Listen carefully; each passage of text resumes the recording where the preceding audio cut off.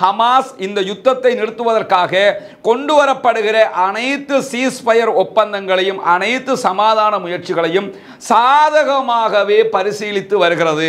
இஸ்மாயில் ஹனியா அவர்களிடத்தில் பென்னி கென்ட்ஸ் இன்றைக்கு பதவி விலகி இருக்கிறாரே என்கிற செய்திகள் கேட்கப்பட்ட நேரத்தில் அவர் சொன்ன பதில் என்னவென்றால், பென்னி கென்ட்ஸுக்கும் நெதன்யாஹுக்கும் எந்த விதமான வித்தியாசமும் இல்லை. நெதன்யாஹுவும் பென்னி கென்ட்ஸும் ஒரே இனத்தை சேர்ந்தவர்கள், ஒரே மாதிரியானவர்கள். இன்றைக்கு அவர் பதவி விலகுவதற்கான காரணமே என்னவென்றால், மூழ்கி கொண்டிருக்கக்கூடிய இஸ்ரேல் என்கிற படகில் இருந்து தப்பித்துக் கொள்வதற்காக அவர் பாய்ந்திருக்கிறார் என்று அழகான ஒரு வார்த்தையை சொல்லியிருக்கிறார். இது யதார்த்தமும் கூட. இந்த யுத்தத்தை முடிக்கலன்னா இஸ்ரேல் வாங்குகிற அடிகளில் அமெரிக்கா பக்கபலமாக இருந்தும் இஸ்ரேல் அசிங்கப்பட்டது என்கிற நிலை வந்துவிடும் என்கிற காரணத்தினால எப்படியாவது யுத்தத்தை முடிவுக்கு கொண்டு வரணும். இதில் ஒன்று புரிஞ்சுக்கிறங்க, இந்த நக்பா ஃபோர்ஸஸை பொறுத்தவரையில் அவங்க எல்லாம் சாதாரணமாக களத்திற்கு வருகிற ஃபோர்ஸஸ் கிடையாது. உச்சகட்ட கடுமையான சண்டைகளின் போது களத்துக்கு வரக்கூடியவர்கள்.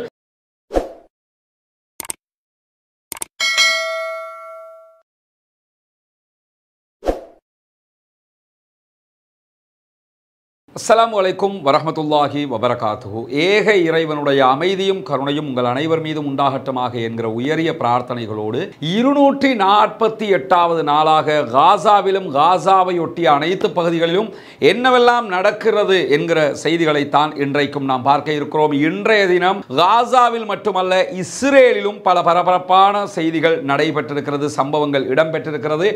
குறிப்பாக காசா மீதான தாக்குதல்களை நிறுத்தாமல் தொடர்ந்து கொண்டிருக்கிறது இஸ்ரேலிய ஆக்கிரமிப்பு பயங்கரவாத இராணுவம். அதே நேரத்தில் இஸ்ரேலிய பயங்கரவாத இராணுவத்திற்கு எதிரான தொடர்ந்த தாக்குதல்களையும் இடைவிடாமல் நடத்தி கொண்டிருக்கிறது. பாலஸ்தீனத்திலே இருக்கக்கூடிய சுதந்திர போராட்ட வீரர்களுடைய குழு, பாலஸ்தீனத்தினுடைய உத்தியோகபூர்வ இராணுவம். இந்த நேரத்தில் தான் இன்றைய தினம் சீஸ்ஃபயர், அதாவது யுத்த நிறுத்த ஒப்பந்தம் தொடர்பாக ஹமாஸினுடைய தலைவர் இஸ்மாயில் ஹனியா கருத்து வெளியிட்டிருக்கிறார். அதே நேரத்தில் சீஸ்ஃபயர் அடுத்த கட்டம் என்ன நடக்கப் போகிறது என்பது தொடர்பான பேச்சுவார்த்தைகளை நடத்துவதற்காக அமெரிக்காவினுடைய வெளியுறவு செயலர் ஆண்டனி பிளிங்கன் தற்போது கெய்ரோ வந்திருக்கிறார். தற்போதைய நிலையில் கெய்ரோவில் இருக்கக்கூடிய முக்கியஸ்தர்களை சந்தித்து அவர் பேச்சுவார்த்தை நடத்தி கொண்டிருப்பதாக சொல்லப்படுகிறது. இதே நேரத்தில் கெய்ரோவினுடைய பேச்சுவார்த்தைகளை முடிக்கக்கூடிய நிலை வந்தவுடன் அங்கிருந்து கிளம்பி அவர் மீண்டும் இஸ்ரேலுக்கு செல்வார். இஸ்ரேலிலே இருக்கக்கூடிய முக்கியஸ்தர்களை சந்தித்து பிரதமர் உள்ளிட்டவர்களோடு பேச்சுவார்த்தை நடத்துவார். எப்படியாவது இந்த சீஸ்ஃபயர், இந்த யுத்த நிறுத்தத்தை கொண்டு வர வேண்டும் என்பதில் அனைத்து தரப்பும் கவனம் செலுத்துகிறார்கள் என்கிற செய்திகள் இன்றைக்கு முதன்மையாக வெளியாகி இருக்கிறது என்கிற நிலையில் இன்றைக்கு வெளியாகி இருக்கக்கூடிய இன்னும் சில முக்கியமான செய்திகளை பொறுத்தவரையில் இஸ்ரேலிய படைகள் இன்றைக்கு நடத்தி இருக்கக்கூடிய சோதனைகளில், குறிப்பாக வெஸ்ட் பேங்க் பகுதிகளில் அவர்கள் சோதனை நடத்துகிறோம் என்கிற பெயரில் 30க்கு மேற்பட்ட அப்பாவி பாலஸ்தீனர்களை கைது செய்திருக்கிறார்கள். இதுவரைக்கும் 9000க்கும் மேற்பட்டவர்கள் அப்பாவிகள் வெஸ்ட் பேங்க் பகுதிகளில் மாத்திரம் கைது செய்யப்பட்டிருக்கிறார். அதே நேரம் 37,124 பேர் இதுவரைக்கும் கொல்லப்பட்டிருக்கிறார்கள், ஷஹீதாக்கப்பட்டிருக்கிறார்கள். 40,000 நெருங்கி கொண்டிருக்கிறது பாலஸ்தீன அப்பாவிகளுடைய மரணத்தின் உயரம் என்கிற செய்திகளும் இன்றைக்கு வெளியாகி இருக்கிறது. அல்லாஹ் அவர்களுக்கு சொர்க்கத்தை கொடுக்க வேண்டும், அல்லாஹ் அவர்களுக்கு நற்பாக்கியங்களை கொடுக்க வேண்டும் என்று பிரார்த்தித்தவனாக இன்றைய தினம் ஹமாஸினுடைய தலைவர் இஸ்மாயில் ஹனியா மட்டுமல்லாமல் ஹமாஸினுடைய மிக முக்கியமான மூத்த அதிகாரியாக இருக்கக்கூடிய சமி அபு ஜுஹ்ரி ஆகியோர் சீஸ்ஃபயர் தொடர்பான சில செய்திகளை வெளியிட்டிருக்கிறார்கள். குறிப்பாக சமி அபு ஜுஹ்ரி அவர்கள் வெளியிட்டிருக்கக்கூடிய செய்தியில் என்ன சொல்றாருன்னு கேட்டா, ஹமாஸ் இந்த யுத்தத்தை நிறுத்துவதற்காக கொண்டு வரப்படுகிற அனைத்து சீஸ்ஃபயர் ஒப்பந்தங்களையும் அனைத்து சமாதான முயற்சிகளையும் சாதகமாகவே பரிசீலித்து வருகிறது. நாங்கள் யுத்த நிறுத்தத்திற்கு வரக்கூடாது என்கிற நிலையில் நாங்கள் இல்லவே இல்லை. ஆனால் கண்டிப்பாக நிரந்தர போர் நிறுத்தம் என்பது மட்டும்தான் எங்களுடைய தீர்வாக இருக்கும் என்று சமி அபு ஜுஹ்ரி அவர்கள் இன்றைக்கு அல் ஜசீராவினுடைய அரபு தொலைக்காட்சிக்கு வழங்கி இருக்கக்கூடிய முக்கியமான பேட்டியிலே தெரிவித்திருக்கிறார். அது மட்டுமல்லாமல் சமி அபு ஜுஹ்ரியை தொடர்ந்து இது தொடர்பாக பேசி இருக்கக்கூடிய ஹமாஸினுடைய தலைவர் இஸ்மாயில் ஹனியா அவர்கள் இது சம்பந்தமாக பேசும்போது போர் நிறுத்தத்தை எப்படியாவது கெடுத்துவிட வேண்டும், இந்த போர் நிறுத்தத்திலிருந்து விலகிக் கொள்ள வேண்டும் என்பதில் மிக கவனமாக இஸ்ரேல் செயல்படுகிறது. எனவேதான் இஸ்ரேலுடைய பிரதமருடைய உத்தரவின் பேரில் நுசைராத் அகதிகள் முகாமிலே 270க்கு மேற்பட்டவர்களை இஸ்ரேலிய படைகள் கொன்று குவித்தன. எப்படியாவது இந்த போர் நிறுத்தத்தை அவர்கள் தடுத்து கொண்டால்தான் அவர்களால் ஆட்சியில் நீடிக்க முடியும். எனவேதான் இந்த காரியங்களில் அவர்கள் ஈடுபடுகிறார்கள் என்கிறார் இஸ்மாயில் ஹனியா. அல் ஜசீராவினுடைய அரபு தொலைக்காட்சிக்கு அவரும் இன்றைக்கு இந்த பேட்டியை கொடுத்திருப்பது மட்டுமல்லாமல் அவரிடத்தில் அரபு தொலைக்காட்சி வழியாக ஒரு முக்கியமான கேள்வி முன்வைக்கப்பட்டது. அதாவது இன்றைக்கு நமக்கெல்லாம் தெரியும், இஸ்ரேலுடைய வார் கேபினட்டினுடைய மிக முக்கியமான அமைச்சர்களில் ஒருவராக இருந்த பென்னி கென்ஸ் இன்றைக்கு பதவி விலகி இருக்கிறார். அவர் யாரு, அவர் ஏன் பதவி விலகினார் என்கிற செய்திகளை நம்ம பின்னாடி பார்க்க இருக்கிற அதே நேரம் இஸ்மாயில் ஹனியா அவர்களிடத்தில் பென்னி கென்ஸ் இன்றைக்கு பதவி விலகி இருக்கிறாரே என்கிற செய்திகள் கேட்கப்பட்ட நேரத்தில் அவர் சொன்ன பதில் என்னவென்றால், பென்னி கென்ஸுக்கும் நெதன்யாஹுக்கும் எந்த விதமான வித்தியாசமும் இல்லை. நெதன்யாஹுவும் பென்னி கென்ஸும் ஒரே இனத்தை சேர்ந்தவர்கள், ஒரே மாதிரியானவர்கள். அவர்களுக்கு பாலஸ்தீனர்களை கொன்று குவிப்பதில் தான் இஷ்டம் இருக்கிறது. கொன்று குவிப்பதில் அவர்கள் வல்லவர்கள். அப்பாவிகளை கொல்வதுதான் அவர்களுடைய ஆசை என்பதை மிக தெளிவாக ரெண்டு பேருமே மனித மிருகங்கள் தான் என்பதை அழுத்தி சொல்லி இருக்கிற இஸ்மாயில் ஹனியா அவர்கள் இரண்டு பேருமே மிக பெரும் கொலைகாரர்கள் என்கிற வார்த்தையையும் பயன்படுத்தி இருப்பது மட்டுமல்லாமல் இன்றைக்கு அவர் பதவி விலகுவதற்கான காரணமே என்னவென்றால், மூழ்கி கொண்டிருக்கக்கூடிய இஸ்ரேல் என்கிற படகில் இருந்து தப்பித்துக் கொள்வதற்காக அவர் பாய்ந்திருக்கிறார் என்று அழகான ஒரு வார்த்தையை சொல்லியிருக்கிறார். இது யதார்த்தமும் கூட. இன்னைக்கு இந்த பதவி விலகல் எல்லாம் என்னன்னா, நாட்டுக்குள்ள பெரும் குழப்பம் உண்டாயிடுச்சு. ஆட்சி கவிழ்ப்பு என்கிற நிலை நாட்டுக்குள்ள உருவாகி கொண்டிருக்கும் போது இவர் அமைச்சராக இவரும் அதுக்கு மாட்டிக்கிறாருங்கிறதுனால இவர் வெளியாக துடிக்கிறார் என்பது மட்டுமல்லாமல், இன்கேஸ் ஆட்சி கவிழ்ப்பு ஏற்பட்டு தேர்தல் என்று வந்தால் இவருடைய கட்சி தனியாக போட்டியிடுவதற்கான முயற்சிகளிலும் இவர் ஈடுபட்டிருக்கிறார். என்ன நடந்தது இவருடைய ராஜினாமா விவகாரத்தில் என்பதை நாம் புரிந்து கொள்ள வேண்டும். இவர்தான் பென்னி கென்ஸ், இஸ்ரேலுடைய வார் கேபினட், இஸ்ரேலுடைய போர் அமைச்சரவையின் மிக முக்கியமான அமைச்சர்களில் ஒருவர். 65 வயதான இவர் முன்னாள் ஜெனரலும் கூட, முன்னாள் இராணுவ தளபதியாகவும் இருந்தவர். குறிப்பாக இவர் யார் என்று சொன்னா, கென்ஸை பொறுத்தவரையில் ருமேனியாவில் இருந்து இவருடைய குடும்பம் இஸ்ரேலுக்கு குடிபெயர்ந்தது.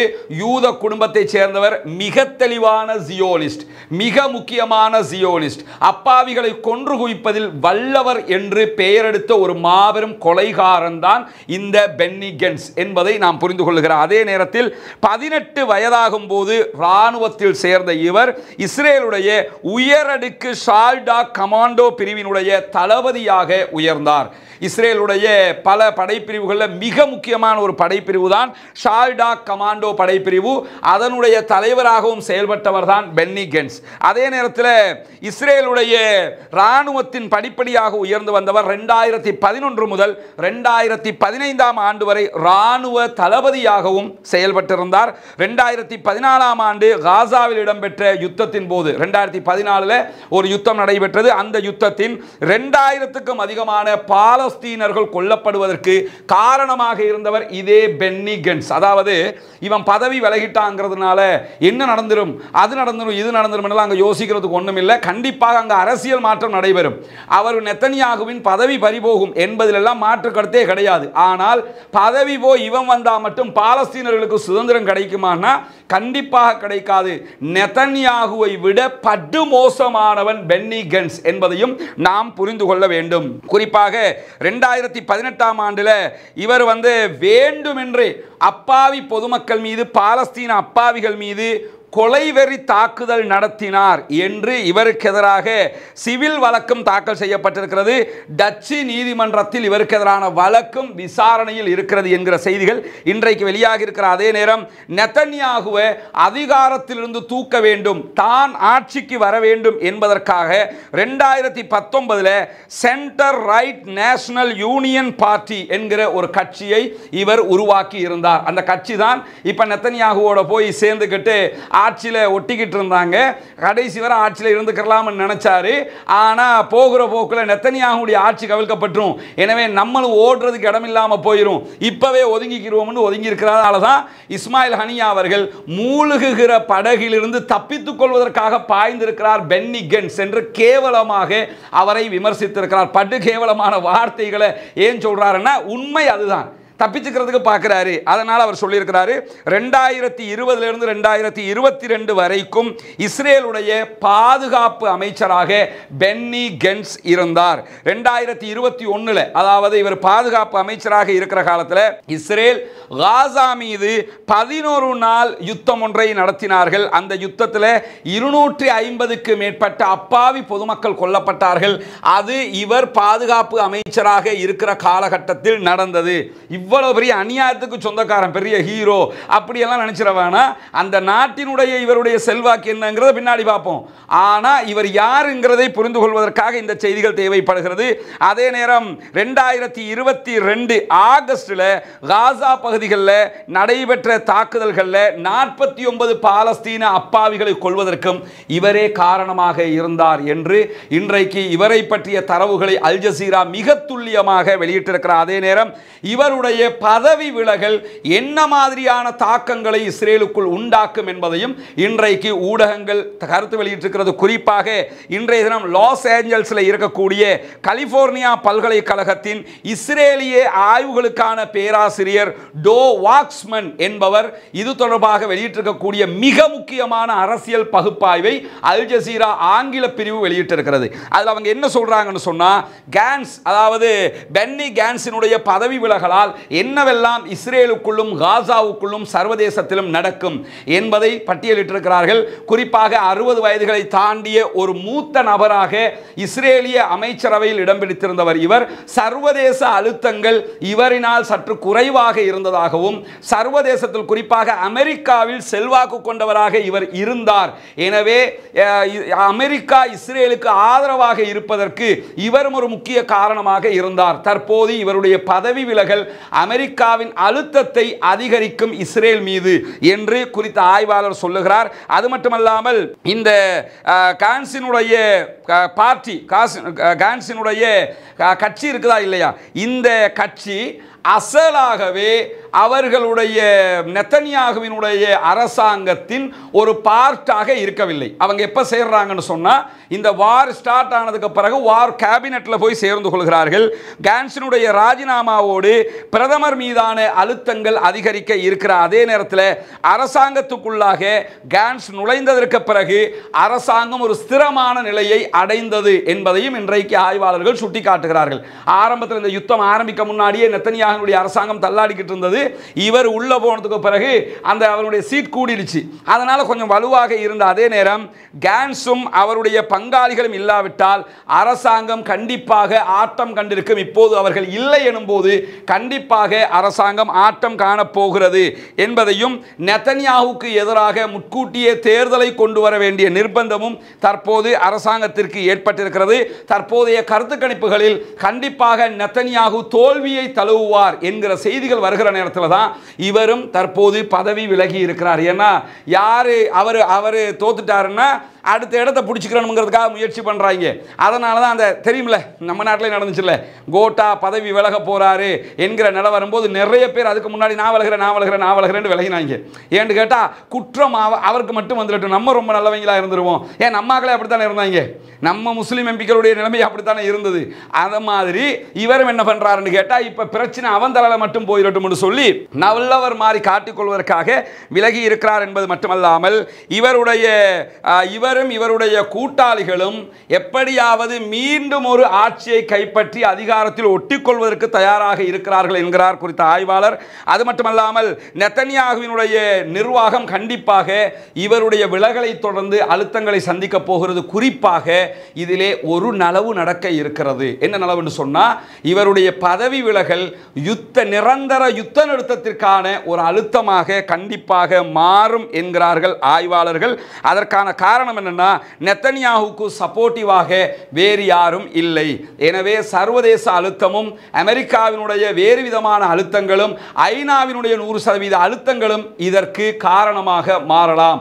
எது எப்படி போனாலும், அவன் அடிச்சுக்கிட்டாலும் சரி, பதவி விலகினாலும் சரி, பதவியில் இருந்தாலும் சரி, பாலஸ்தீன மக்கள் நிம்மதி அடைய வேண்டும் என்பதுதான் நம்முடைய நோக்கம். எனவே இன்றைக்கு இவர் பதவி விலகி இருக்கிறார். இவருடைய பதவி விலகல் சிலாகித்து பல இடங்களில் பேசப்பட்டாலும் நம்மளை பொறுத்தவரையில் இஸ்மாயில் இஸ்மாயில் ஹனியா சொன்ன மாதிரி தான், இவனுக்கும் அவனுக்கும் எந்த வித்தியாசமும் கிடையாது. ரெண்டு பேருமே, இவரும் அதாவது நெதன்யாகும், இரண்டு பேருமே கொலைகாரர்கள், பாலஸ்தீன அப்பாவிகளை கொன்று குவித்தவர்கள். இந்த 37,000 பேர் கொல்லப்பட்டதற்கு மிக முக்கியமான காரணமான இவரும் ஒருவர் என்பதையும் நாம் புரிந்து கொள்ள வேண்டும். இந்த மாதிரியான நேரத்தில் தான் இன்றைக்கு அமெரிக்கா சார்பாக காசாவினுடைய போர் நிறுத்தம், யுத்த நிறுத்தம் தொடர்பான ஆவணத்தை பாதுகாப்பு கவுன்சிலுடைய வாக்கெடுப்புக்கு விட வேண்டும் என்று அமெரிக்கா அழைப்பு விடுத்திருக்கிறது. வளமையில் இப்படிலாம் பண்ண மாட்டாங்க. இப்போ ஏன் பண்ணுறாங்கன்னா, நவம்பரில் எலெக்ஷன் வரை இருக்குது, அமெரிக்காவுடைய தேர்தல் வரை இருக்குது. இந்த யுத்தத்தை முடிக்கலைன்னா இஸ்ரேல் வாங்குகிற அடிகளில் அமெரிக்கா பக்கபலமாக இருந்தும் இஸ்ரேல் அசிங்கப்பட்டது என்கிற நிலை வந்துவிடும் என்கிற காரணத்தினால எப்படியாவது யுத்தத்தை முடிவுக்கு கொண்டு வரணும் என்பதில் அமெரிக்காவும் குறியாக இருக்கிறார்கள். ஆனால் இஸ்ரேலுக்கு சாதகமாக முடிக்க வேண்டும் என்று இருக்கிறார்கள். இல்லைன்னா சீஸ்ஃபயர் கொண்டு வாங்க என்று சொல்லி ஆல்ரெடி அல்ஜீரியா 2 தடவைகள் பாதுகாப்பு கவுன்சிலில் தீர்மானம் கொண்டு வந்ததை வீட்டோவை பயன்படுத்தி நாசமாக்கியது அமெரிக்கா. இப்போ அதே அமெரிக்கா என்ன பண்றாங்கன்னு கேட்டால், அவங்க பாதுகாப்பு கவுன்சிலில் இந்த ஆவணத்தை கொண்டு வாங்க என்று சொல்லி கொண்டு வந்து போட்டிருக்கிறார்கள். அதற்குரிய தேதி இதுவரைக்கும் நிர்ணயிக்கப்படவில்லை. ஆனால் ஓரிரு நாட்களுக்குள்ளாக பாதுகாப்பு கவுன்சிலில் இந்த தீர்மானம் கொண்டு வந்து பாஸ் ஆகுவதற்கான வாய்ப்பு அமெரிக்கா நினைச்சிட்டாண்டா. அவன் மட்டும் தான் வீட்டோ பண்ணினா பண்ணணுமாங்க. அவன் வீட்டோ பண்ணலன்னா கண்டிப்பாக இது பாஸ் ஆயிரும். பாஸ் ஆகினால் இன்ஷா அல்லாஹ் யுத்த நிறுத்தம் வருவதற்கான வாய்ப்பு இருக்கிறது. ஆனால் நேற்று நம்ம சொல்லியிருந்தோம், அல் ஜசீராவினுடைய அறிக்கையை நம்ம சொல்லியிருந்தோம், அவங்க அந்த யுத்த நிறுத்தத்தினுடைய கட்டுப்பாடுகளை தெளிவாக வெளியிட்டிருந்தார்கள். அதிலே மொத்தமாக சுதந்திர பாலஸ்தீனம், பாலஸ்தீனத்தை கட்டுப்படுத்துகிற, பாலஸ்தீனத்தை ஆக்கிரமிக்கிற இஸ்ரேலிய ஆக்கிரமிப்பு பயங்கரவாத ராணுவம் ஆக்கிரமிப்பிலிருந்து விடுபடும் என்கிற வார்த்தைகள் அந்த சீஸ்ஃபயர் ஒப்பந்தத்திலே இல்லை. ஆனால் ஹமாஸ் இதுவரைக்கும் வெளிப்படையாக இதில் இதை கூட்டுங்க இதை குறைங்க என்கிற வார்த்தைகளை இதுவரைக்கும் சொல்லவில்லை. அவர்கள் எப்போது சொல்ல போகிறார்கள் என்பதையும் எதிர்பார்ப்போது காத்திருக்கிறோம். என்ன நடக்கிறது என்பதையும் நாம் பார்க்க இருக்கிறோம். அதே நேரம் இன்றைக்கு வெளியாகி இருக்கக்கூடிய ஒரு முக்கியமான அறிவிப்பிலே, ஏடன் வளைகுடாவிலே சென்று கொண்டிருந்த 2 கப்பல்கள் மீது ஹூதிகள் கடுமையான தாக்குதலை நடத்தி இருக்கிறார்கள். இந்த யுத்தம் ஆரம்பித்ததிலிருந்து நீங்கள் பார்த்துருப்பீங்க, ஹவுசிகளுடைய தாக்குதல்கள் எப்படி இருக்கிறது, அவர்கள் என்னவெல்லாம் செய்கிறார்கள் என்பதை நம்ம பேசிக்கிட்டே இருக்கிறோம். அவர்கள் பாலஸ்தீனத்தில் யுத்தத்தை நிறுத்தும் வரைக்கும் எங்கள் தாக்குதல் தொடரும் என்று களத்திற்கு வந்தவர்கள் யெமனிலே இருந்து ஹூதிகள் வந்தது மட்டுமல்லாமல், அவர்கள் இதுவரைக்கும் பல தாக்குதல்களை நடத்தி இஸ்ரேலுக்கு ஆதரவான கப்பல்கள் மீது தாக்குதல் நடத்தியது மட்டுமல்லாமல், உலக வரலாற்றில் அமெரிக்காவினுடைய இராணுவ கப்பல் மீது தாக்குதல் நடத்தினால் என்ன நடக்கும் என்று அனைவரும் அச்சப்படுகிற நேரத்தில் அமெரிக்கா, பிரித்தானியா உள்ளிட்ட நாடுகளின் உச்சகட்ட பயங்கரமான விமானம் தாங்கி கப்பல்கள் மீது படுபயங்கரமான தாக்குதல்களை நடத்தி கொண்டிருக்கிறது ஹூதிகளுடைய படைப்பிரிவு. இன்றைக்கும் அவர்கள் 2 கப்பல்கள் மீது தாக்குதல் நடத்தி இருப்பது மட்டுமல்லாமல், கப்பலுடைய முன்பகுதி தீப்பற்றி எரிந்து கொண்டிருக்கிறது, கப்பலுக்கு சேதம் ஏற்பட்டிருக்கிறது. இதே நேரம் யாருக்கும் உயிரிழப்புகள் இல்லை என்று இன்றைக்கு அமெரிக்கா, பிரித்தானியாவினுடைய கடல்சார் பாதுகாப்பு அமைப்பு அறிக்கை வெளியிட்டிருக்கிறார்கள். அவர்களே ஒத்துக்கொண்டிருக்கிறாங்க, ஆமா இன்றைய தினம் படுபயங்கரமான 2 கப்பல்கள் மீது தாக்குதல் நடத்தப்பட்டிருக்கிறது என்கிற செய்திகளை. அதே நேரத்தில் இன்றைக்கு இஸ்ரேல் மீதும் இஸ்ரேலிய கூட்டாளிகள் மீதும் வேறு என்ன விதமான தாக்குதல்கள் எல்லாம் நடைபெறுகிறது என்கிற செய்திகளும் வெளியாகி இருக்கிறது. குறிப்பாக இன்றைய தினம் நார்த் இஸ்ரேல் மீது கடுமையான தாக்குதல்களை ஹிஸ்புல்லாக்கள் சார்பாக நடத்தி கொண்டிருக்கிறார்கள்.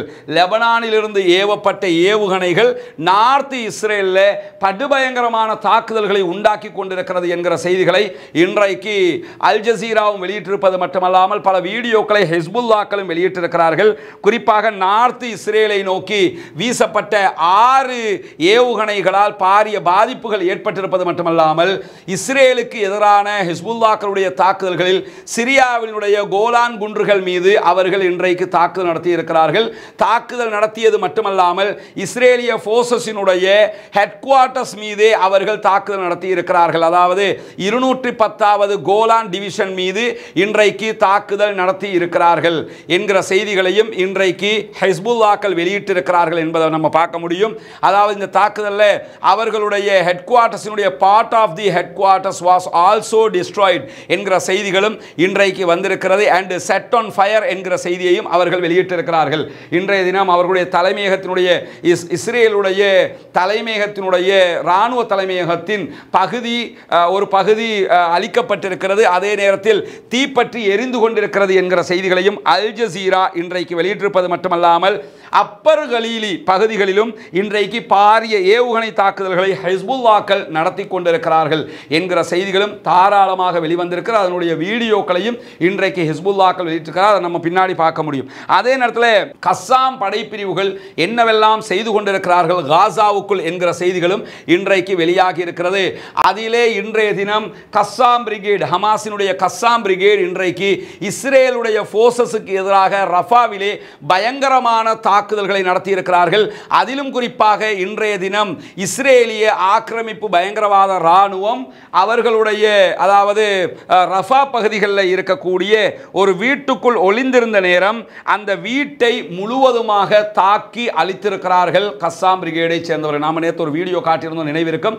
அதில் அந்த இஸ்ரேல் போர்சஸ் வீடுகளுக்குள்ள நுழைகிற காட்சியை காட்டியிருந்தோம். குறைஞ்சது ஒரு 20 பேர் உள்ள போவாங்க, போய் தான் அந்த மாதிரியான தாக்குதல்களை ஒழிச்சு நடத்துவாங்க. அந்த மாதிரி உள்ளே நுழைந்த நேரத்தில் நடத்தப்பட்ட தாக்குதல்களில் படு பயங்கரமான தாக்குதலாக இது இருந்ததாகவும் அந்த ரஃபா நகரத்தினுடைய ஷபூரா முகாமில் இருந்த இந்த படை மொத்தமாக அழிக்கப்பட்டிருக்கிறது, அவர்கள் கொன்றொழிக்கப்பட்டிருக்கிறார்கள் என்பது மட்டுமல்ல, இன்றைக்கு இன்னொரு மேலதிகமான தகவலும் வெளியாகி இருக்கிறது. இந்த தாக்குதல் நடத்தப்பட்டவுடன் தாக்குதலில் கொல்லப்பட்ட இஸ்ரேலிய ஆக்கிரமிப்பு பயங்கரவாத இராணுவத்தை மீட்டு கொண்டு போவதற்காக, அவருடைய பிணங்களை தூக்கிச் செல்வதற்காக உடனடியாக அந்த இடத்திற்கு ஹெலிகாப்டர்கள் வரவழைக்கப்பட்டதாகவும் அந்த ஹெலிகாப்டர்கள் வரவழைக்கப்பட்டவுடன் ஹெலிகாப்டர்கள் வருவதையும் ஆட்களை தூக்கி கொண்டு செல்வதையும் எத்தனை பேர் கொல்லப்பட்டிருக்கிறார்கள் என்பதை மறைப்பதற்காகவும் உடனடியாக இஸ்ரேலிய ஆக்கிரமிப்பு பயங்கரவாத இராணுவம் அந்த இடத்தில் புகையை வெளியாக்கக்கூடிய குண்டுகளை வீசியிருக்கிறார்கள் என்கிற செய்திகளும் இந்த செய்தியிலேயே இடம்பெற்றிருப்பதை நீங்கள் பார்க்க முடியும். அதாவது ஆக்களை கொன்று குவிச்சாச்சு, எத்தனை பேர் கொல்லப்பட்டிருக்கிறாங்கிறத கஸ்ஸாம் பிரிகேட் அறிவிச்சிருவாங்கிறதுனால, கரெக்டாக கண்டுபிடிச்சிருவாங்கிறதுனால உடனே என்ன செய்யறேன்னா புகையை உண்டாக்கக்கூடிய குண்டுகளை போட்டு புகையோட புகையா தங்களோட ஆட்களை ஏற்றி எடுத்துட்டு போயிடுறது. இதுக்கு என்ன பேர் சொல்லுவாங்கன்னு தெரியுமில்ல உங்களுக்கு? ரொம்ப கேவலமான இராணுவம், ரொம்ப அசிங்கமான இராணுவம். உலகத்தில் இவங்கள மாதிரி ஒரு கேடு கட்டவங்க, ஒரு பின்னடைவை சந்திக்கிறவங்க, வெக்கம் கட்டவங்க யாராவது இருக்க முடியுமா? யோசிச்சு பாருங்க. இத்தனை ஆண்டு காலமாக நாங்கள் அத்தனை பேரை கொண்டோம், இத்தனை பேரை கொண்டோம் என்று கொலைகளையே தங்களுடைய வீரமாக சொல்லிக் கொண்டிருந்தவர்களுக்கு ஒவ்வொரு நாளும் நூற்றுக்கணக்கானவர்களை கபருக்குள் அனுப்பி கொண்டிருக்கிறது ஹமாஸினுடைய கஸ்ஸாம் பிரிகேட். இன்றைக்கு நடத்தப்பட்ட இந்த தாக்குதலில் குறைஞ்சது 20 தொடக்கம் 25 பேர் கொல்லப்பட்டிருப்பார்கள். ஆனால் அது கரெக்டாக எண்ணி சொல்லிடக்கூடாதுல்ல. அதுக்காக என்ன பண்ணுறான்னா உடனே புகையை உண்டாக்கக்கூடிய குண்டை போட்டு புகையோட புகையை ஆக்களை அள்ளிட்டு போகிறாங்க, பணத்தை அள்ளிக்கிட்டு போகிறாங்க என்கிற செய்திகளும் இன்றைக்கு வெளியாகி இருக்கிற அதே நேரம் ரஃபா நகரத்தில் கஸ்ஸாம் பிரிகேட் நடத்திய மேலதிக தாக்குதல்களில் இஸ்ரேலுடைய படைகள் இன்னொரு பகுதிகளிலும் நேருக்கு நேரான சண்டையில் பல பேரை கொன்றொழித்திருப்பதாக இன்றைக்கு கஸ்ஸாம் பிரிகேட் மேலதிகமான ஒரு தகவலையும் வெளியிட்டு இருக்கிறார்கள். அதே நேரத்தில் சென்ட்ரல் காசா பகுதியில் நடத்தப்பட்ட தாக்குதல்களில் ஹமாஸினுடைய கமாண்டோ ஒருவரை கொன்றிருப்பதாக இஸ்ரேலிய ஆக்கிரமிப்பு பயங்கரவாத இராணுவம் சொல்லியிருக்கிறது. நமக்கெல்லாம் தெரியும் இவங்க இப்படியெல்லாம் சொல்லுவாங்க, ஆனால் எந்த சந்தர்ப்பத்திலையுமே இந்த மாதிரி கமாண்டோக்கள் கொல்லப்பட்ட விவகாரத்தில் அப்படி நடந்தால் உடனடியாக ஹமாஸ் எங்களுடைய ஒருவர் கொல்லப்பட்டிருக்கிறார் என்கிற செய்திகளை அவர்கள் ஒத்துக்கொள்வார்கள். ஹமாஸினுடைய கமாண்டோ கொல்லப்பட்ட எந்த செய்திகளையும் அவர்கள் அறிவிக்கவில்லை. குறிப்பாக அவங்க என்ன சொல்றாங்கன்னு கேட்டா, ஹமாஸினுடைய உச்சகட்ட படைப்பிரிவுகளில் ஒன்றாக இருக்கக்கூடிய நக்பா போர்சஸினுடைய கமாண்டோவை தான் கொண்டிருக்கிறோம் என்கிற ஒரு செய்தியை சொல்லியிருக்கிறாங்க. இதில் ஒன்று புரிஞ்சுக்கிறங்க, இந்த நக்பா போர்சஸை பொறுத்தவரையில் அவங்க எல்லாம் சாதாரணமாக களத்திற்கு வருகிற போர்சஸ் கிடையாது. உச்சகட்ட கடுமையான சண்டைகளின் போது களத்துக்கு வரக்கூடியவர்கள். ஏன்னா இஸ்ரேல்கிட்ட இருக்கக்கூடிய ஐடிஎஃப்ல இருக்கக்கூடிய பலம் வாய்ந்த படைப்பிரிவு தான் கோலான் படைப்பிரிவுன்னு வச்சிருந்தாங்க. இப்போ அது கோலான் ஓடி போயிடுச்சு, அவங்க களத்தில் சீன்லே கிடையாது. அந்த படைப்பிரிவுக்கு நிகரான ஒரு படைப்பிரிவாக இந்த நக்பா போர்சஸ் பேசப்படுவார்கள். அது மட்டுமல்லாமல் அவர்களுடைய அக்ஸா படையணி, நக்பா போர்சஸ் என்று பல படைப்பிரிவுகள். நம்ம வளமலை பேசுறது கஸ்ஸாம் பிரிகேட், இந்த கஸ்ஸாம் படைப்பிரிவை பற்றி மட்டும்தான் பேசிக்கிறோம். அந்த கஸ்ஸாமுக்குள்ளே பல பல பிரிவுகளில் உச்சகட்ட படைப்பிரிவு தான் நக்பா ஃபோர்ஸஸ்.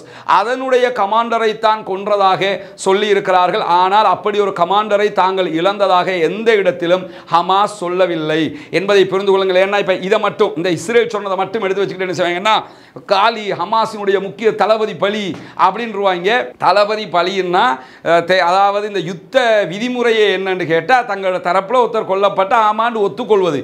அதை பல இடங்களில் ஹமாஸ் ஒத்துக்கொண்டிருக்கிறார்கள். இப்படி நடந்த நாளைக்கு அவங்க அறிவிக்க போறாங்க, அறிவிச்சா நம்மளே சொல்லிடுவோம். அதனால டோன்ட் வரி, இதுவரைக்கும் இப்படி ஒரு சம்பவம் நடந்ததாக ஹமாஸ் எந்த இடத்திலும் சொல்லவில்லை என்கிற நிலையில் இஸ்ரேலிய ராணுவ பிரிவினுடைய தலைமையகத்தின் மீது தாக்குதல் நடத்தி இருக்கக்கூடிய ஹிஸ்புல்லாக்கள் அதே போன்று ராணுவத்தினுடைய 146வது பிரிவினுடைய கட்டளை தலைமையகத்தின் மீதும் இன்றைக்கு பாரிய ட்ரோன் தாக்குதல்களை நடத்தி இருக்கிறார்கள். ஏற்கனவே அவங்க அவர்களுடைய ஒரு தலைமையகத்தை அழிச்சாங்கிற செய்தியை சற்று முன்னால் பார்த்தோம்.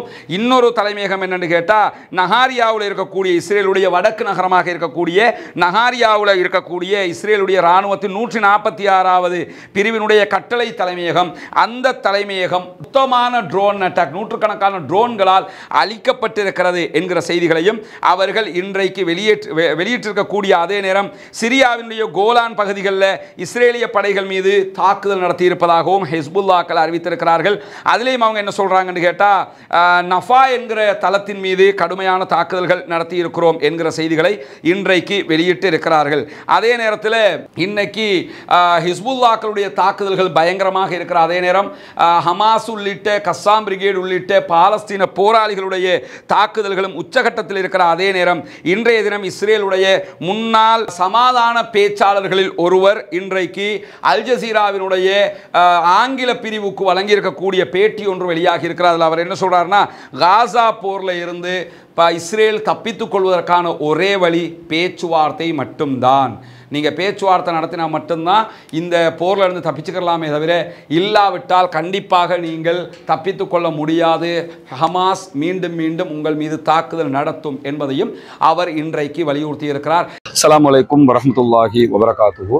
அன்பான சகோதரர்களே, நம்ம இப்போ வந்திருக்கிற ஏரியா ஏற்கனவே நம்ம வீடியோவில் நீங்கள் பார்த்துருப்பீங்க.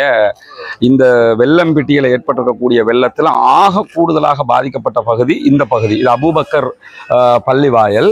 இந்த பகுதி தான் ஆக கூடுதலாக பாதிக்கப்பட்டது. மெகட கொலோனாவில் இந்த பகுதிகளில் கிட்டத்தட்ட 500க்கும் மேற்பட்ட குடும்பம் வாழுகிறார்கள். எனவே அந்த மக்களுக்கான நம்மளால் முடிஞ்ச ஒரு உதவியை பண்ணுறதுக்கான ஏற்பாடை தான் பண்ணியிருக்கிறோம். சகோதரர்கள் அதற்கான உதவிகளை பண்ணியிருக்கிறாங்க. இங்கே அவர்களுடைய சமைத்து சாப்பிடுவதற்கான கேஸ், அந்த அடுப்புகள், அதே நேரத்தில் அவங்க மெட்ரஸ், இது எல்லாமே இல்லாமல் ஆகியிருக்குது. எனவே உங்களால் முடிஞ்ச உதவி இதுக்கு என்ன பண்ண முடியுமோ சகோதரர்கள் தந்தீங்கன்னா, நம்ம ஏற்கனவே கிடைச்சிருக்கிறத கொடுக்கறதுக்கான ஒரு ஏற்பாடு செவ்வாய்க்கிழமை செய்ய இருக்கிறோம். அதுக்குள்ளாக உங்களால் முடிஞ்ச உதவியை இதற்காக தந்தீங்கன்னு சொன்னால் அதையும் கொண்டு வந்து இந்த பள்ளிவாயில் ஊடாக நம்ம இந்த மக்களுக்கு கொடுக்க முடியும். ஒரு 100 குடும்பங்களுக்கு வீடுகளுக்கு தேவையான கேஸ் அடுப்புகள் நமக்கு இதுவரைக்கும் கிடைச்சிருக்குது. அதே மாதிரி மெட்ரஸ் 30 குடும்பங்களுக்கு மெட்ரஸ், தலையணை, பெட்ஷீட் கிடைச்சிருக்குது. அதே மாதிரி ஒரு 100 குடும்பங்களுக்கான 5 கிலோ அரிசி பேக் 100 குடும்பங்களுக்கு கிடைச்சிருக்குது. கட்டில் கிடைச்சிருக்குது, கரண்ட்ல எலக்ட்ரிக்ல மாற்ற கட்டில் 100 கிடைச்சிருக்குது. இதை தாண்டி இங்கே இந்த ஏரியாவில் மட்டும் இது இருக்கிறதுலே ஆக கூடுதலாக பாதிக்கப்பட்ட ஏரியா இந்த ஏரியா. நான் வீடியோவில் பார்த்துருப்பேன். இந்த அளவுக்கு நம்ம தண்ணிக்குள்ள நின்று வீடியோ பேசுனதும் இந்த ஏரியாவில் தான். மற்ற இடங்களும் பாதிக்கப்பட்டிருக்குது. மற்ற இடங்களுக்கும் கண்டிப்பாக உதவி கேட்கிற சகோதரர்களுக்கு கண்டிப்பாக கொடுங்க. அதே நேரத்தில் இந்த ஏரியா நம்ம எல்லா ஏரியாவுக்கும் நம்மளே செஞ்சிட முடியாது. அதனால் இந்த ஏரியாவுக்கு கொடுக்கறதுக்குரிய ஏற்பாட்டை பள்ளிவாயில் ஊடாக நம்ம பண்ணியிருக்கிறோம். அதனால் அதற்கு உங்களால் முடிந்த உதவிகள் 500 குடும்பங்களுக்கு மேலே இருக்குது. நம்மகிட்ட 100 குடும்பங்களுக்கான ஓரளவுக்கான பொருட்கள் தான் இருக்கிறது. உங்களால் முடிந்ததை கண்டிப்பாக இதற்கு வாரி வழங்குங்கள். அல்லாஹு தாலா கண்டிப்பதற்குரிய கூலிகளை கண்டிப்பாக தருவான். ரசூலுல்லாஹி ஸல்லல்லாஹு அலைஹி வஸல்லம் அவர்கள் சொன்னார்கள், இத்தகுன்னார வலவ் பிஷிக்கி தம்ரா, ஒரே ஒரு பேர்ச்சம்பழத்தில் துண்டு இருந்தால் கூட அதை கொடுத்து நரகத்தை விட்டும் பாதுகாப்பு தேடுங்கள் என்று சொன்னார்கள். நாம் நரகத்தை விட்டு பாதுகாப்பு தேடுவதற்கான மிக அரிய சந்தர்ப்பமே இந்த மாதிரியான உதவிகள் தான். எனவே அதற்காக உங்களால் முடிந்த உதவிகளை வாரி வழங்குமாறு அன்பாக கேட்டுக்கொள்கிறோம். நம்ம முன்னாடி காட்சிப்படுத்தப்படுகிற நம்முடைய தொலைபேசி வாட்ஸ்அப் இலக்கத்திற்கு நீங்கள் தொடர்பு கொள்ள முடியும் என்கிற அன்பான செய்தியையும் கூறிக்கொள்கிறோம். இன்ஷா அல்லாஹ் நாங்க எங்களால முடிஞ்சதை உங்களுக்கு முழுமையாக செய்யறதுக்கு முயற்சி பண்றோம். சரியா? அப்ப செவ்வாய்க்கிழமைக்கு நீங்க அரேஞ்ச் பண்ணுங்க. பாருங்க, ஹசரத் உங்களை சந்திச்சது ரொம்ப சந்தோஷம்.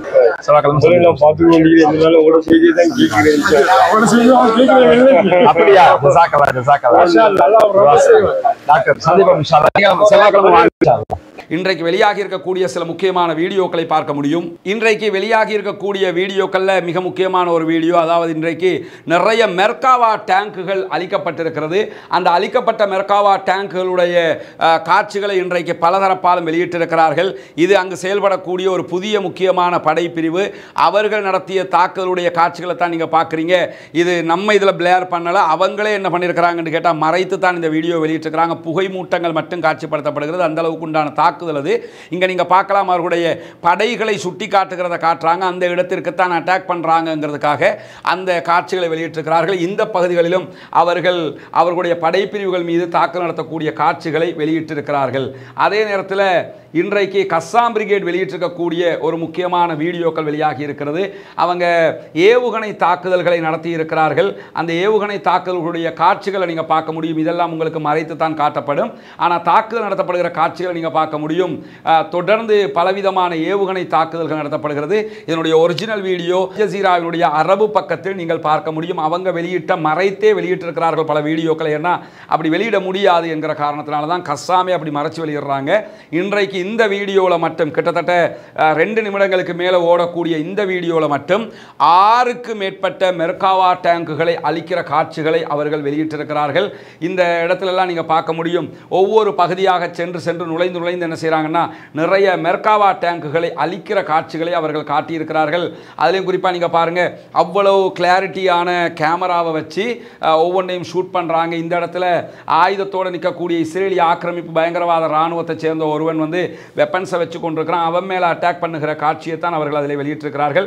இது ஹிஸ்புல்லாக்கள் இன்றைக்கு நடத்தக்கூடிய பாரிய தாக்குதல். நம்ம சொன்னோம் 2 இராணுவ தலைமையகங்களை அவர்கள் அளித்திருக்கிறார்கள். அது தொடர்பான காட்சிகளைத்தான் இன்றைக்கு அவர்களும் வெளியிட்டிருக்கிறார்கள். இங்கே நீங்கள் பார்க்கலாம், இராணுவ தலைமையகங்கள் மீது அவர்கள் நடத்தக்கூடிய தாக்குதல்கள் போய் அட்டாக் பண்ணக்கூடிய காட்சிகளை அவர்கள் வெளியிட்டிருக்கிறார்கள். இங்கெல்லாம் பார்க்கலாம், இராணுவ தலைமையகத்தின் பல பகுதிகளையும் அவர்கள் அளிக்கிற காட்சிகளை இன்றைக்கு வெளியிட்டிருக்கிறார்கள். அதே நேரத்தில் இன்றைக்கு அவர்கள் வெளியிட்டிருக்கக்கூடிய இன்னும் ஒரு வீடியோவில் காட்டக்கூடிய காட்சி தான் அந்த இராணுவத்தினுடைய பல பகுதிகளுக்கும் அவங்க ட்ரோன் அட்டாக் பண்ணக்கூடிய காட்சிகளையும் இன்றைக்கு என்ன செஞ்சிருக்கிறாங்கன்னா வெளியிட்டிருக்கிறாங்க. இப்படி பலவிதமான வீடியோக்களையும் இன்றைக்கு அவர்கள் வெளியிட்டிருக்கிறார்கள். நமக்கு மொத்தமாக காட்ட முடியாது அதெல்லாம்ங்கிறது உங்களுக்கு தெரியும். அதையெல்லாம் அல் ஜஸீராவினுடைய அரபு பக்கத்திலே நீங்கள் போய் பார்க்க முடியும். தொடர்ச்சியாக அங்கே இருக்கக்கூடிய சுதந்திர போராளிகள் சுதந்திரத்திற்காக வேண்டி பாடுபட்டு கொண்டிருக்கிறார்கள், போராடி கொண்டிருக்கிறார்கள். தாங்களும் நிம்மதியானவர்களாக வாழ வேண்டும் என்பதற்காக முயற்சி செய்து கொண்டிருக்கிறார்கள். எனவே பாலஸ்தீனம் வெல்ல வேண்டும், பாலஸ்தீனம் சுதந்திரம் அடைய வேண்டும், பாலஸ்தீன மக்கள் நிம்மதியாக வாழ வேண்டும் என்பதற்காக மறவாமல் வல்ல ரஹ்மானிடத்திலே கையேந்தி பிரார்த்தனை செய்ய மறந்து விடாதீர்கள். இஸ்ரேலிய ஆக்கிரமிப்பு பயங்கரவாத இராணுவத்திற்கும் அமெரிக்கா உள்ளிட்ட நேச நாடுகளுக்கும் எதிராக மறவாமல் குனூத்துன் நாசிலாவை ஓதுங்கள். அவர்களுக்கு எதிராக அல்லாஹ்விடத்திலே கையேந்துங்கள். பாலஸ்தீன மக்களுக்கு நிம்மதி கிடைக்க வேண்டும், அனைவரும் நிம்மதியாக வாழ வேண்டும் என்கிற கோரிக்கைகளை அல்லாஹ்விடத்திலே அழுது கேளுங்கள் என்கிற கோரிக்கைகளோடு ஜனநாயக ரீதியாக பாலஸ்தீன மக்களுக்கு குரல் எழுப்ப மறந்து விடாதீர்கள் என்கிற செய்திகளையும் இந்த இடத்திலே கூறிக்கொள்வதோடு, இன்றைய தினம் பாலஸ்தீனத்திற்காக நிதி சேகரிப்பதற்காக இலங்கை ஜனாதிபதி ரணில் விக்ரமசிங்கவால் அறிவிக்கப்பட்டிருந்த சில்ட்ரன் ஆஃப் காசா ஃபண்ட் நிதியத்திற்காக கொழும்பு மாவட்டத்தைச் சேர்ந்த பள்ளிவாயல்கள் சம்மேளனம் CDMF சார்பாக அதனுடைய தலைவர் சிரேஷ்ட சட்டத்தரணி சிராஜ் நூர்தீன் அவர்களுடைய தலைமையில் அரசாங்கத்திடத்தில் காசா சில்ட்ரன் ஃபண்டுக்காக வேண்டி சுமார் 2,72,00,000 மேற்பட்ட பணங்கள் ஒப்படைக்கப்பட்டிருக்கிறது. அல்லாஹின் உதவியால் இதுக்கு முன்னாடி பல சகோதரர்கள் இப்படி உதவி செய்த காட்சிகள் எல்லாம் நம்ம பார்த்துருக்கிறோம். இலங்கை முஸ்லீம்கள் காசா மக்களுக்காக இன்றைய தினம் மட்டுமல்ல, இதற்கு முன்பதாகவும் பல லட்சக்கணக்கான பணங்களை வாரி வாரி வழங்கி இருக்கிறோம். அதனுடைய ஒரு பகுதியாகத்தான் கொழும்பு மாவட்டத்தில் இருக்கக்கூடிய 182 பள்ளி வாயில்கள் இணைந்து கொழும்பு மஸ்ஜித் ஃபெடரேஷன் சார்பாகத்தான் இந்த உயரிய ஒரு பெரும் தொகை வழங்கப்பட்டிருக்கிறது. அத்தனை பேருக்கும் வல்ல ரஹ்மான் அருள் புரிய வேண்டும். இதற்கு முன்பதாகவும் காசா மக்களுக்காக உதவி அத்தனை பேருக்கும் அல்லாஹு தாலா அருள் புரிய வேண்டும் என்கிற பிரார்த்தனைகளோடு எதிர்வருகிற ஹஜ் பெருநாளை முன்னோக்கி இருக்கிறோம். ஹஜ் பெருநாளிலே ஏழைகளுக்கான குர்பானி பிராணிகளை அறுத்து பலியிடுகிற ஒரு வழிமுறையை இஸ்லாம் நமக்கு காட்டி தந்திருக்கிறது. எனவே குர்பானி கொடுக்க விரும்புகிற சகோதரர்கள், ஏழைகளுக்கு அதை உதவுவதற்கு விரும்பக்கூடிய சகோதரர்கள் முன்னால் தருகிற நம்முடைய தொடர்பு இலக்கத்திற்கு தொடர்பு கொண்டு உங்களால் முடிந்த உதவிகளை வாரி வழங்குமாறு கேட்டு முடித்துக் கொள்கிறேன். ஜனநாயகம் உருவாக்கப்பட்டு ஜனநாயக ரீதியாக பாலஸ்தீன மக்கள் வெற்றி பெற்று நம்மை போன்ற சுதந்திரமிக்கவர்களாக வாழ்கிற அதே நேரம் தீவிரவாதம் ஒழிக்கப்பட வேண்டும், பயங்கரவாதம் இல்லாத ஒழிக்கப்பட வேண்டும், இஸ்ரேலிய அரச பயங்கரவாதம் அளிக்கப்பட வேண்டும் என்பதுதான் மனிதநேயமிக்க அனைத்து மக்களுடைய எதிர்பார்ப்பாகவும் இருக்கிறது என்பதையும் கூறி முடித்துக் கொள்கிறேன். வாஹர் தவானா அல்ஹம்துலில்லாஹி ரப்பில் ஆலமீன்.